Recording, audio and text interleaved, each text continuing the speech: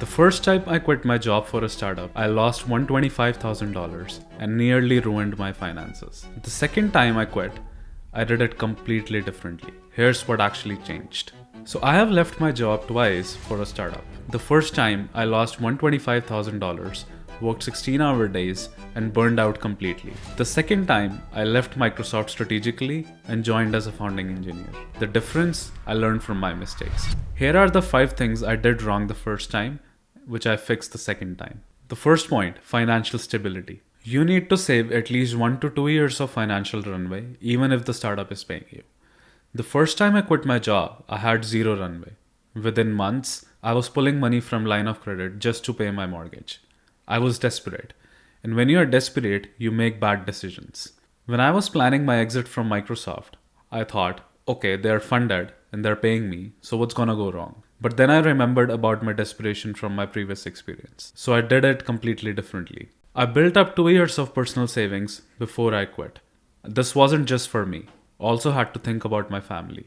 And if you do have kids, you should be able to provide for them for at least next 2 to 3 years if things go sideways. Here's why this matters. The runway gives you freedom.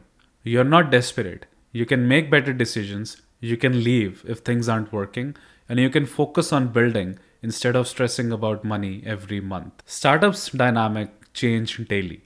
Funding can dry up, priorities shift, the company might pivot or run into trouble, and you can't guarantee how long those paychecks are coming in. Before you quit, calculate your monthly expenses, multiply by 18 to 24 months.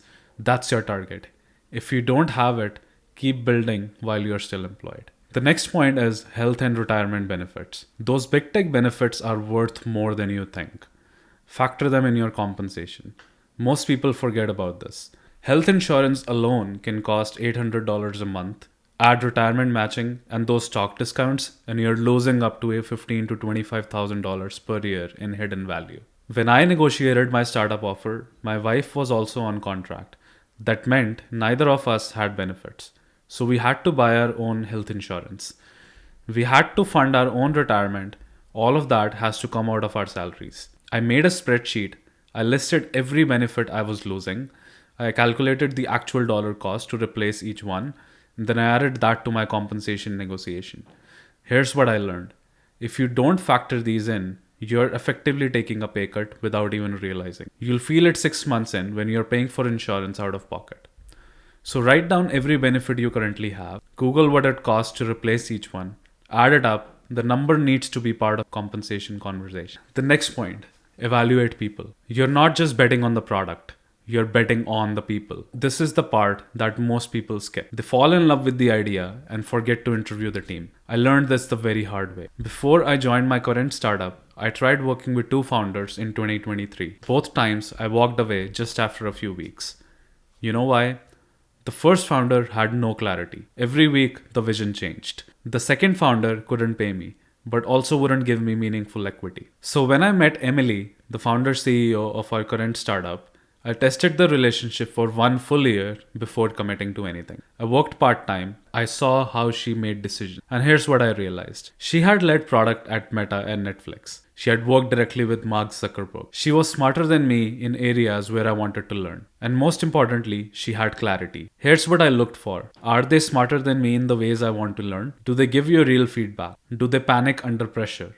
Or do they solve problems? You don't want to be the smartest person in the room. You want to be surrounded by the people who push you. Ask if you can work with the team on a contract basis first, even if it's just a few weeks or months. See how they make decisions. See how they communicate. If they say no to a trial period, that's a big red flag. That brings me to the next point. Don't ignore burnout. Know when to tap out. Burnout is real and it can destroy you. The first time I built a startup, I worked 16-hour days. Every day. Weekends included. I missed weddings. I missed birthdays. I told myself it was worth it. That's when my mom got really sick during COVID. And I realized I had been focused so much on the company that I missed years with my family. The time that I'll never get back. That's when I knew I had to quit. Not because the startup failed, but because I was failing myself. Here's what I learned. Burnout doesn't just hurt you.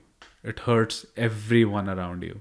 And once you have burned out, you can't build anything. This time, at my new startup, I still work hard. but I have set boundaries. I take breaks. I don't work weekends unless it's really critical. Because I know if I burn out again, I'm done. If you're already in a startup and you're burning out, it's okay to tap out. Take a break. It's not quitting. It's protecting your ability to keep building long term. Remember, it's not a race, it's a marathon. That brings me to the last point. Don't fall for equity alone. Equity is great, but it doesn't pay your rent. Here's the mistake I almost made. I got too excited about the equity offer. I felt like a golden ticket. But I had to stop and ask, can I actually live on the cash component? I negotiated to balance both. The founder offered me a trade-off. More equity, less cash, or more cash and less equity. I chose something in the middle. Here's why. If I took too little cash, I couldn't stay long enough to see the returns on that equity. Startups take 5 to 7 years to build real value. If I'm stressed out about money in year 2, I'm leaving before the equity actually matters. And if I took too much cash with no equity, I wouldn't be incentivized to care about the company's long-term growth, and I wanted the skin in the game. So make sure your cash component is within the 20% of your market rate. And if they can't pay you, ask yourself, can I afford to stay here for 5 years? If not, walk away or renegotiate. Look, I'm not going to lie to you. Even though I did it right this time, startups are still hard. I still work longer hours than I did at Microsoft. I still deal with uncertainty every day. And there's still a very real chance this doesn't work out. But here's the difference. This time, I'm not desperate. I have runway. I've vetted the team. I'm working with people I respect. And if it fails, I won't end up in debt. The first time I built a startup, failure meant financial ruin. This time, failure just meant I learned something and I moved on. That's the power of doing things strategically. So, leaving a stable job for startup isn't about being fearless. It's about being prepared. I paid $125,000 to learn that the hard way, but you don't have to. If you have runway, if you have vetted the people, if you know your limits, and if your comp makes sense, you're not gambling. You're making a calculated bet. And that's the difference between desperation and strategy. If you're thinking about making the jump, drop a comment with the biggest thing that's holding you back. I read and respond to all of them. And if this was helpful, please hit subscribe, and I post one of these every week.